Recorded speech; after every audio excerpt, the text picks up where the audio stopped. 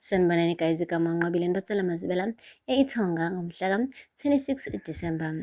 uNtanzi usemanike wabiza umhlangano ophuthumayo laphaya emndenini wakhe phela ezowutshela ukuthi uMakhumalo akasayindawo, usezohlala nje khona koNtanzi iNosiphela. Lokho kwenzeke uZama wathukuthela uGirl, kwathi impela kaqhume njengebhomu, batshela nje kahle ekhaya kubo ukuthi-ke into engeke izikwazi ukwenzeka-ke leyo.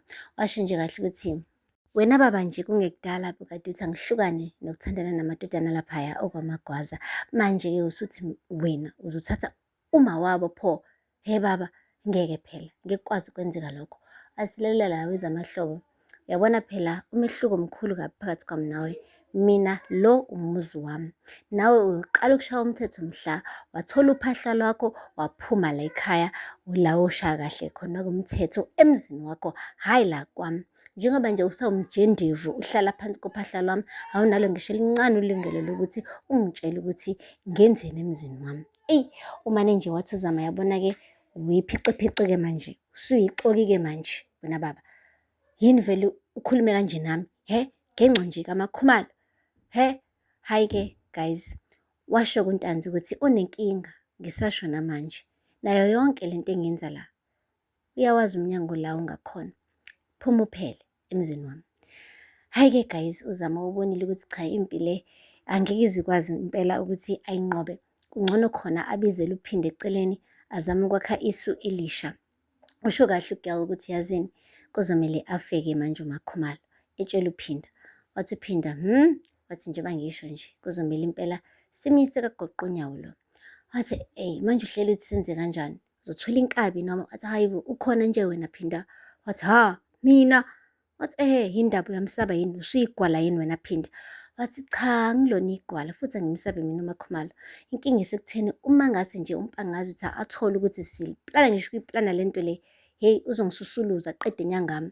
Hhayi-ke guys, uZama wabona-ke ukuthi ngempela mengase kuthiwa bayamsusuluza uMakhumalo, kuzocaca bha ukuthi isandla sisekhaya lapha koNtanzi, ngoba uNtanzi usebonile vele ukuthi uZama akamthandisisi neze umama omncane wakhe phela uMakhumalo. Guys, akupheli-ke lapho. UMduduzi uke wahlala phansi-ke nomfowabo wazama ukumvula amehlo.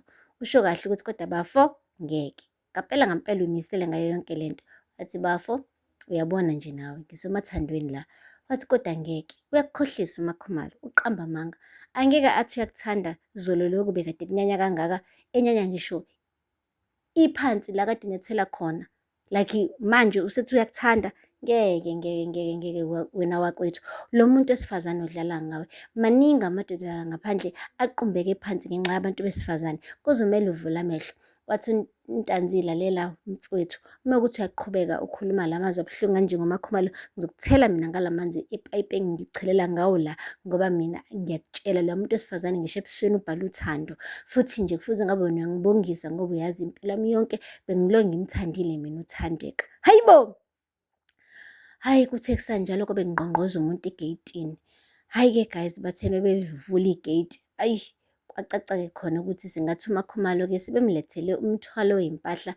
Phela sebeyamxosha-ke manje uNosiphela komagwaza, bayasho ukuthi-ke ngoba ukhethe ukuza koNtanzi, salusuba umuntu wakoNtanzi, uphume uphele emagcekeni wakomagwaza. Lapho uSanele guys utheme ufuhla umthwalo kaMakhumalo phakathi egethini lakoNtanzi, wagcwela ngaphakathi enhlizweni yakhe, nesiqiniseko nje sokuthi uma wakhe usephumile nje empilweni yakhe.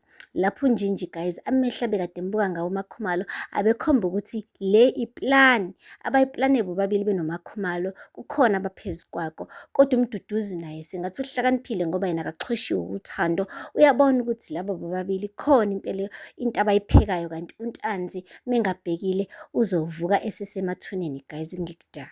Guys, asithembe-ke ukuthi-ke uMduduzi uzosheshe-ke angenelele kule ndaba uma kuwukuthi uyimisele ngokusindisa impilo kamfowabo, ngoba la kukhona okumsina kumjeqeza uNtanzi.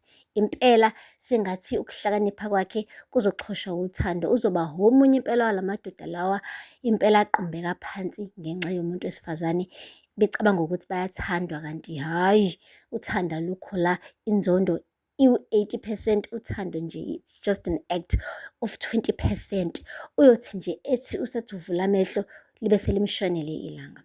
Guys, aphela lapho-ke amazwibela namhlanje.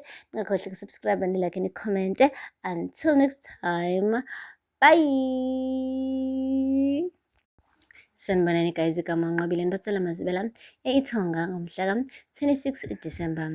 uNtanzi semanike wabiza umhlangano ophuthumayo laphaya emndenini wakhe phela ezowutshela ukuthi uMakhumalo akasayindawo, usezohlala nje khona koNtanzi iNosiphela. Lokho kwenzeke uZama wathukuthela uGirl, kwathi impela kaqhume njengebhomu, batshela nje kahle ekhaya